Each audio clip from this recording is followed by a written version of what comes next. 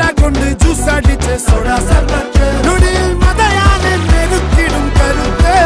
இவனை படைச்சு விட்ட கடவுளுக்கு பத்து